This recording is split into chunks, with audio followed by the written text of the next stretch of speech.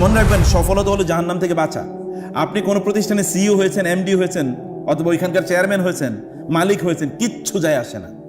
এগুলো কিছু যায় আসে না। আপনার এই সম্পদের মালিকই তো আপনি না। আপনি অনেক টাকা ইনকাম করে, তা কি, তাতে কি আসে যায়? আপনার চেয়ে কি কম টাকা লোকেরা ইনকাম করে নাকি? অথবা এই টাকা আপনাকে কয়দিন বাঁচিয়ে রাখবে? অথবা এই টাকা আপনি কতদিন ভোগ করবেন? আপনি কতটুকুই বা ভোগ করেন? অধিকাংশ লোক তো তার নিজের জন্য ইনকাম করে না, অন্যের জন্য ইনকাম করে। অধিকাংশ লোক আপনি যে চিন্তা করেন, আপনি যদি 1 কোটি টাকা প্রতি মাসে ইনকাম করেন, তাহলে আপনি কত টাকা খাবেন? আর বাকি টাকার জন্য এই যে আপনি যে এখন বাংলাদেশে একজন বিশাল কিংবদন্তির এক আপনার পুলিশ অফিসার, এখন দেখা গেছে পুরো প্রায় জেলা কিনে ফেলেছে। আচ্ছা, এই লোকের এত লাগতো কেন? এখন তার অবস্থা কি? এখন বেজ্জতি হইতেছে কি? এখন সম্মান যাচ্ছে কার? অথবা তার এটা কতটুকু লাগতো বলেন তো? তিনি ভালোভাবে থাকতে হলে কতটুকু লাগতো? অথবা অন্যান্যদেরও এরকম আরো অসংখ্য আপনাদের সামনে আছে, কতটুকু আপনার লাগতো? আচ্ছা, আপনাদের কাউকে যদি বলা হয় 1 ঘন্টা আপনাকে আগুনে পোড়ানো হবে, শুধু পৃথিবীর আগুনে, জাহান্নামের আগুন তো না, জাহান্নামের আগুন তো পৃথিবীর আগুনের চেয়ে 70 গুণ বেশি ভয়াবহ। দুনিয়াতে 1 ঘন্টা আগুনে পুড়িয়ে দেওয়া হবে, এরপরে বাংলাদেশের প্রেসিডেন্ট আপনাকে বানানো হবে, কারা কারা হবেন? বা প্রাইম মিনিস্টার বানানো হবে, শুধু 1 ঘন্টা আগুনে পোড়ানো হবে, এরপরে আপনি 100 বছর প্রাইম মিনিস্টার থাকবেন। কেউ যাবেন না? বাইসে থাকবেন, ধরেন গ্যারান্টিড বেঁচে থাকবেন। তাহলে ওইখানে তো জাহান্নামে কি 1 ঘন্টা, 1 দিন, 100 দিন, 1 কোটি বছর, 1000 কোটি বছর? কবে বের হবে? কবে ওখান থেকে কোনো বের হওয়া আছে? খালিদিনা ফিহা আবাদা, নো ওয়ে। যারা তাদের রবের জন্য তারা রাত কাটায় সিজদারত অবস্থায় এবং দাঁড়িয়ে থেকে, অর্থাৎ তারা রাতের নামাজ আদায় করে। কিসের নামাজ আদায় করে? রাতের নামাজ আদায় করে। এখন কেউ মনে করতে পারেন, মিয়া নামাজই পড়ি না, আবার রাতের নামাজ কিন্তু আমরা আগে বলেছি, নামাজ না পড়লে তো মুসলমানই থাকে না। অতএব সে আলোচনা তো আমরা তো মুসলমানদের নিয়ে আলোচনা করতেছি, আমরা তো অমুসলিম নিয়ে আলোচনা করছি না। নামাজ তো পড়তে হবে, এটা তো মাস্ট। কিন্তু রাতের নামাজ কোনটা? অর্থাৎ তাহাজ্জুদের নামাজ তারা আদায় করে, মনে রাখবেন, তাহাজ্জুদের নামাজ কিন্তু সবাই আদায় করতে পারে না, এটা সবার পক্ষে সম্ভব না, কারণ এটা স্পেশাল সম্মান। এটাকে বলে ডিস্টিংশন, লেটার মার্ক পাওয়া। লেটার মার্ক কি সবার ভাগ্যে জুটে নাকি? যেমন আমাদের সময় লেটার মার্ক ছিল 80, এখন তো গ্রেডিং সিস্টেম। তখন ফার্স্ট ক্লাস বলা হইতো, এখন তো ফার্স্ট ক্লাস বলতে কে পাইছে কিছুই জানে না। তো গ্রেডিং সিস্টেমে আপনি হয়তো বুঝবেন না, কিন্তু তারপরে A+ তো পাচ্ছে। এটা হচ্ছে A+ পাওয়া বান্দাদের বৈশিষ্ট্য। যারা A+ পায় তারা কি, তার রাতের নামাজ তারা আদায় করতে পারে। রাতের নামাজ আপনার সম্মান বাড়াবে, মর্যাদা বাড়াবে। যেমন বোনদের বলছি, ভাইদেরকে বলছি, আপনার চেহারায় আলাদা কসমেটিক্স ব্যবহারের কোনো প্রয়োজন নেই যদি রাতের নামাজ আদায় করতে পারেন। কোনো কসমেটিক্সের প্রয়োজন নেই। এমনকি রাতের নামাজ যদি আপনি আদায় করতে পারেন, তাহলে আপনার চেহারায় এক্সট্রা কোনো গোটা গাটি ইত্যাদি তৈরি হবে না। কারণ আপনি তখন কি করেছেন? আপনি তখন উজু করেছেন, আপনি আল্লাহর সামনে দাঁড়িয়ে গেছেন। আল্লাহ চেহারার মধ্যে একটা উজ্জ্বল্য তৈরি করে দেবে। চেহারার উজ্জ্বল্য কেবলমাত্র সাদা হওয়া নয়, চেহারা উজ্জ্বল্য কেবলই কি সাদা হওয়া নয়, এটা একটা ভিন্ন উজ্জ্বল্য হচ্ছে এখান থেকে আলো বের হয়। মানুষ দেখলে তাকে শ্রদ্ধা করবে, সম্মান করবে। আপনি রাতের নামাজ আদায় করে দেখেন আপনাকে লোকেরা শ্রদ্ধা করে কিনা দেখেন। তখন কে দেখে আপনাকে? দেখে কে? কেবল আল্লাহ, আর তো কেউ দেখে না। অতএব তিনি আপনার সম্মান বাড়িয়ে দেন, তিনি আপনার মর্যাদা বাড়িয়ে দেন, মানুষের কাছে আপনার কবুলিয়ত বেড়ে যায়। তখন অন্য সময় নামাজ পড়লে মানুষকে দেখানোর একটা প্রবণতা থাকে, কিন্তু এই সময় কে দেখবে? অতএব আপনি কেবল একাকী আপনার সাথে, আপনার রবের সাথে আপনি সময় কাটাচ্ছেন। এটা আল্লাহ তাআলা তাদেরকেই এই শক্তি দান করেন যাদেরকে আল্লাহ তাআলা পছন্দ করেন। সব মানুষ, আপনি ইচ্ছা করলে দেখবেন অনেক লোক আমাদেরকে বলে না, তাহাজ্জুদের নামাজ আদায় করতে চাই, পড়তে পারে না। আমি তো ইন্টারনালি জানি এই লোককে তো আল্লাহ সম্মানিত করতে চান না, এই কারণে তাকে সলাতুত তাহাজ্জুদ আদায় করার তৌফিক আল্লাহ তাআলা তাকে দেন নাই। রাসূলের উপর তাহাজ্জুদের নামাজ পড়া ফরজ ছিল না সুন্নত ছিল? ফরজ ছিল। রাসূলের জন্য তাহাজ্জুদের নামাজ পড়া ফরজ ছিল, এবং তিনি তাহাজ্জুদের নামাজ মিস করলে পরের দিন আবার পড়ে নিতেন, এটা কাজা করে নিতেন। ইয়া আইয়ুহাল মুযাম্মিলু কুমিল লাইলা ইল্লা কালিলা, সূরাতুল মুযাম্মিল। আপনি রাতের অধিকাংশ সময় দাঁড়িয়ে নামাজ আদায় করেন। আপনি রাতে যত বেশি দাঁড়িয়ে থাকতে পারবেন, দিনের বেলা তত বেশি এনার্জি পাবেন। আবার বলি, রাতের বেলা যত বেশি দাঁড়িয়ে নামাজ আদায় করতে পারবেন, দিনের বেলা এনার্জি তত কি বেশি থাকবে। আপনি দেখবেন যেই লোকগুলো রাতের তাহাজ্জুদে নামাজ আদায় করে, ওরা আমাদের চেয়ে অনেক বেশি স্ট্রংলি তারা দিনের কাজ করতে পারে, দিনের বেলা তারা কাজ করতে পারে। আর যে ব্যক্তি রাতের বেলা নামাজ আদায় করে না, সকালবেলা 9টার দিকে ঘুম থেকে উঠার পরে দেখবেন একটু খারাপ লাগছে, চাই একটু ঘুমাই, 11টার পরে মাথাটা ব্যথা করে একটু ঘুমাই, একটা এর পরে ঘুম থেকে ওইটা ব্রাশ ট্রাশ করে খাইতে খাইতে দেখবেন তার 4টা বেজে গেছে। কিন্তু আপনি কিন্তু ফজরের মধ্যেই কাজ শুরু করে দিয়েছেন, আপনি অনেক এনার্জেটিক, কোনো টেনশন নাই, আপনার হাই ওঠে না, আপনার ঘুম আসে না, আপনি সুন্দর করে কাজ করতেছেন। কিভাবে সম্ভব হয়েছে? রাতের নামাজের কারণে। রাতের নামাজ এনার্জেটিক করেছে, রাতের নামাজ এনার্জেটিক করেছে মানুষকে, শক্তিশালী করে। এই হাদিস শেষে সহিহ শেষে কেউ রাতের নামাজ আদায় করলে তার শরীর সুস্থ থাকবে। রাতের নামাজ আদায় করলে কি হবে? শরীর সুস্থ থাকবে। সেই জন্য রাতের নামাজ আদায় করুন, চেষ্টা করে দেখুন, কমপক্ষে সপ্তাহে 1 দিন করুন। এখন বলবেন রাতের নামাজ পড়বো কি হবে? আপনি ফেসবুক যদি 3টা পর্যন্ত টিপাইতে থাকেন তাহলে কেমনে রাতের নামাজ আদায় করবেন? রাতের নামাজ আদায় করার জন্য আপনাকে 1 নম্বর কাজ করতে হবে গুনাহ থেকে মুক্ত থাকা। এই জন্য সালফে সালেহিন তারা বলতেন, ইমাম হাসান আল বসরিকে এসে একজন বললেন, আমি তো প্রতিদিনই চাই রাতের নামাজ আদায় করতে, কিন্তু আমি তো রাতের নামাজ আদায় করতে পারি না, তাহাজ্জুদ পড়তে পারি না। তিনি তাকে বলেন যে তুমি দিনের বেলা আল্লাহর অবাধ্য হওয়া বন্ধ করো, অর্থাৎ গুনাহ করা বন্ধ করো, রাতে আল্লাহ তাআলা অটোমেটিক্যালি তোমাকে জাগিয়ে দেবেন। তাহলে দিনের বেলা কি করতে হবে? গুনাহ থেকে নিজকে মুক্ত রাখতে হবে। গুনার মধ্যে তো 1 নম্বর গুনাহ হলো চোখের গুনাহ। চোখ দিয়ে আমরা এখন যে পরিমাণ গুনাহ করি, এমনকি আপনি তো পত্রিকা, আমি যেমন বাসায় পত্রিকা রাখা বন্ধ করে দিয়েছি অনেক আগ থেকে, অন্তত 7-8 বছর আগ থেকে। টেলিভিশন দেখা বন্ধ করেছে কমপক্ষে 15 বছর আগ থেকে, কারণ এতে পুরোটাই জেনা। কিন্তু জেনা তো এখন পকেটের মধ্যে ঘুরে। সেটা কি? মোবাইলে তো এখন ফেসবুক তো নতুন সিনেমার জগৎ, এটা কিছু করার নেই। আমরা সেটাকে দাওয়াতি প্ল্যাটফর্ম হিসেবে বানাইছি, কিন্তু তারপরেও তো দাওয়াতি প্ল্যাটফর্ম আমার সে না দাওয়াতি প্ল্যাটফর্ম, আরেকজনেরটা তো দাওয়াতি প্ল্যাটফর্ম না, আরেকজনেরটা শয়তানের প্ল্যাটফর্ম। অতএব ওইখানে তো হাবি জাবি ছবি টবি থাকেই। এমনকি আপনারাও তো আপনার স্ত্রীকে নিয়ে এমনি পর্দার মধ্যে স্ত্রী থাকে, কিন্তু আজকে খাইতে গেছেন না, আজকে ছবিটা যদি ফেসবুকে না দেই তাহলে কেমনে হয়? সবাইকে নিয়ে এখন ফেসবুকে একটু ছবি তুলবেন, একটু ঘুরতে গেছেন সবাইকে নিয়ে, এখন আপনার স্ত্রী তিনি দাঁড়িয়ে আছেন ভিসাইন, কারণ আপনি আজকে কোথায় গেছেন?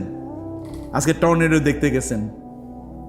টর্নেডোর সময় কি, আগে তো টর্নেডো হলে এটা কি জানো এখন যেটা রোমেল না, হ্যাঁ হ্যাঁ রিমাল বা রেমাল।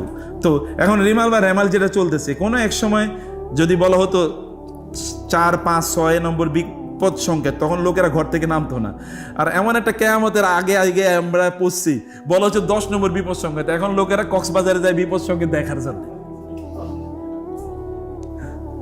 মানে কি পরিমাণ কিয়ামতের আলামত চিন্তা করে দেখেন।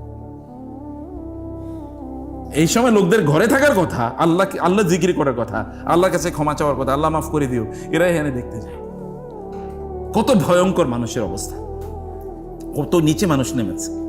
যেহেতু আমি যেটা বলছিলাম যে তা হলো রাতের নামাজ আদায় করার জন্য দিনের বেলা আপনার নিজকে আপনি সংযত রাখেন, তাহলে রাতের নামাজ আদায়, এটা 1 নম্বর কাজ। 2 নম্বর বিষয় হচ্ছে আর্লি শুয়ে পড়বেন, যে কোনো একদিন আর্লি শুয়ে পড়বেন, দিনে বেশি কাজ করবেন, শারীরিক কাজ করবেন, শারীরিক কাজ প্রয়োজনে রাতে সন্ধ্যার দিকে একটু খেলেন বা বিকেলে একটু খেলাধুলা করেন, শরীরটা ক্লান্ত থাকুক, দিনের বেলা ঘুমাবেন না একেবারে। এবং তখন দেখুন রাতে একটু আর্লি শুয়ে পড়েন, অটোমেটিক্যালি ইনশাআল্লাহ জেগে যাবেন আপনি। টেকনিক বলছি আর কি, আরও অনেক টেকনিক আছে, আপনি চাইলে সেগুলো আইডেন্টিফাই করে নিতে পারবেন, কিন্তু একটা করুন, একদিন পড়েন, বিশ্বাস করুন রাতের নামাজ পড়িয়ে দেখেন মনটা কি পরিমাণ শান্তি থাকে। মানে এইরকম শান্তি আপনি জীবনে কোনোদিন ফিল করবেন না, এমন শান্তি লাগবে। আপনি 1000 কোটি সিনেমা দেখে যতটুকু শান্তি পাবেন, একদিন রাতের নামাজ আদায় করে দেখেন তার চেয়ে 1000 কোটি গুণ বেশি শান্তি পাবেন। আপনার অন্তরটা মনে হচ্ছে যেন পুরোটা অন্তর জুড়ে কেবল শান্তি শান্তি লাগে। আজকে অন্যরকম শান্তি লাগতেছে, রাতের নামাজ আদায় করে দেখেন। অতএব এরকম একটা শান্তি তো আপনার পাওয়ার অধিকার আছে, আপনি নিজকে এটা থেকে বঞ্চিত করবেন না। নিজকে, আপনার নিজের প্রতি আপনার দায়িত্ব আছে। ওয়ালি জাসাদিকা আলাইকা হক, ওয়ালি নাফসিকা আলাইকা হক, নিজের উপরে নিজের দায়িত্ব আছে, আপনার শরীরের অধিকার আছে, আপনার শান্তি পাওয়া, তাকে শান্তি দেওয়া উচিত। শান্তি দেওয়ার জন্য এটি আপনি করবেন। খাদ্য খেয়ে গান বাদ্য শুনে আপনি তার 1000 ভাগের 1 ভাগ আপনি শান্তি পাবেন না, যতটুকু শান্তি আপনি রাতের নামাজ আদায় করার মাধ্যমে পাবেন। এবং 4 নম্বর হচ্ছে ওয়াল্লাযীনা ইয়াকুলুনা রাব্বানা সরিফ আন্না আযাবা জাহান্নাম ইন্না আযাবাহা কানা গরামা ইন্নাহা সাআত মুস্তাকাররা ওয়া মুকামা। জাহান্নামে আমরা ক্ষণিকের জন্য অথবা লম্বা সময়, দুইটার একটা সময়ের জন্য আমরা জাহান্নামে যেতে চাই না, নাকি? কারা কারা জাহান্নামে যেতে চায়? হাত তুলে তো দেখি। কেউ জাহান্নামে যেতে চান না। তো জাহান্নামে যেতে না চাইলে জাহান্নাম থেকে বাঁচার যে কাজগুলো সেগুলো করতে হবে। এবং জাহান্নামে যেমন ইহুদিদের মতো আমাদের চরিত্রটা পুরাটা প্রায় ওদের মতো, প্রায় 99.99% ইহুদিদের মতো। ইহুদিরা কি মনে করে? তারা বলে লান তামাসসানা নার ইল্লা আইয়ামা মা'দুদা, আমরা জাহান্নামে গেলেও 40 দিনের জন্য যাব, তার চেয়ে বেশি না। কত দিনের? 40 দিনের জন্য যাব। আর আমরা তো মনে করি মিয়া আমি জাহান্নামে যাবো মানে, আপনি কাউকে বলে দেখেন তুমি তো জাহান্নামের দিকে চলতেছো, আমি জাহান্নামে যাবো মানে আমি তো জান্নাতুল ফেরদাউসে থাকবো, অথচ এক ওয়াক্ত নামাজও পড়ে না কোনোদিন। কিন্তু তার ভাবসাব দেখলে জান্নাতুল ফেরদাউস যেন কেবল তার জন্য বানানো হয়েছে, এমন একটা ভাব। মানে আপনি বলেই দেখুন একজনকে জাহান্নামের কথা, অথবা দিনের কথা বলেই দেখেন, ভাই একটু দিনদারি, তোমার সে গিয়ে আমি দিন কম বুঝি, এরকম বলে দেখেন আপনি কলিকে, তুমি আমার এই ওয়াজ নসিহত করো না, আমি তোমার সেদিন ইসলাম অনেক বেশি ভালো বুঝি। বাংলাদেশে আপনি রিক্সাওয়ালারে যদি, রিক্সা ড্রাইভার অথবা মজুর, মানে দিন মজুর, এরকম কাউকে বলেন ইসলামের কথা, ও বলবে আমি আপনার সে ইসলাম বেশি বুঝি, আমার ওয়াজ নসিহত করার দরকার নেই। শুনতে চায় না, শুনতে চায় না, তার মধ্যে কোনো প্রভাবে এটা তৈরি করে না। তাহলে এখানে মৌলিক সমস্যাটা হলো যে জাহান্নাম সম্পর্কে আমাদের ধারণাই নেই। জাহান্নাম সম্পর্কে আপনাদেরও ধারণা আছে কিনা আমি নিশ্চিত না। জাহান্নাম সম্পর্কে আপনাদের ধারণা আছে কিনা আমি নিশ্চিত না। যেমন আমি আপনাদেরকে একটা এক্সাম্পল আমি সবসময় বলি, এখন আপনাদেরকে বলছি। আচ্ছা, আপনাদের কাউকে যদি বলা হয় 1 ঘন্টা আপনাকে আগুনে পোড়ানো হবে, শুধু পৃথিবীর আগুনে, জাহান্নামের আগুন তো না, জাহান্নামের আগুন তো পৃথিবীর আগুনের চেয়ে 70 গুণ বেশি ভয়াবহ। দুনিয়াতে 1 ঘন্টা আগুনে পুড়িয়ে দেওয়া হবে, এরপরে বাংলাদেশের প্রেসিডেন্ট আপনাকে বানানো হবে, কারা কারা হবেন, বা প্রাইম মিনিস্টার বানানো হবে, শুধু 1 ঘন্টা আগুনে পোড়ানো হবে, এরপরে আপনি 100 বছর প্রাইম মিনিস্টার থাকবেন, কেউ যাবেন না? 22 থাকবেন ধরেন, গ্যারান্টিড বেঁচে থাকবেন। তাহলে ওইখানে তো জাহান্নামে কি 1 ঘন্টা, 1 দিন, 100 দিন, 1 কোটি বছর, 1000 কোটি বছর? কবে বের হবে? কবে ওখান থেকে কোনো বের হওয়া আছে? খালিদিনা ফিহা আবাদা, নো ওয়ে, নো ওয়ে।